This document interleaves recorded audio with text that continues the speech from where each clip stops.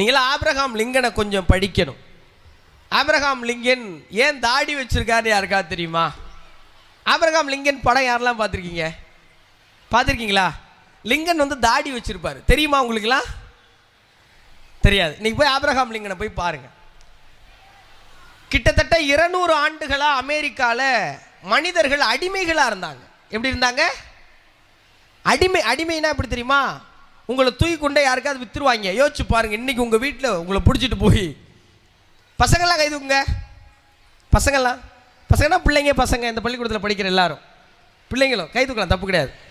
இன்னைக்கு சாயங்காலம் உங்கள் வீட்டில் உங்களை தூக்கிட்டு போய் 3வது தெருவில் ஒரு 10,000 ரூபா காசை வாங்கிட்டு உங்களை வித்துட்டு வந்துடுறாங்கன்னு வச்சுக்குவோம்.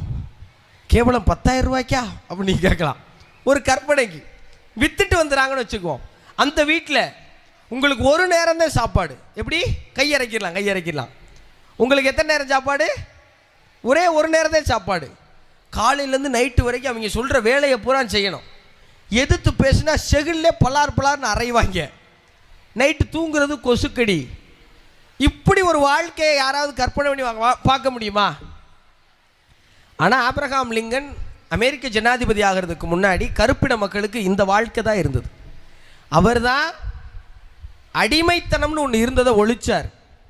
சரி, இப்போ இதையா எங்களுக்கு சொல்கிற அப்படின்னு நீங்கள் கேட்டிங்கன்னா, அடிமைத்தனம்ங்கிறத ஒழிக்கிறதுக்கு உலகம் முழுவதும் எத்தனையோ பேர் செத்து சுதந்திரம் வாங்கி கொடுத்துருக்காங்க. ஆனால் இன்னைக்கு நம்ம எதுக்கெல்லாம் அடிமையாக இருக்கிறோங்கிறத தெரிஞ்சுக்க வேண்டியிருக்கு. இன்னைக்கு நம்ம எதுக்கெல்லாம் அடிமையாக இருக்கிறோங்கிறத தெரிஞ்சுக்க வேண்டியிருக்கு.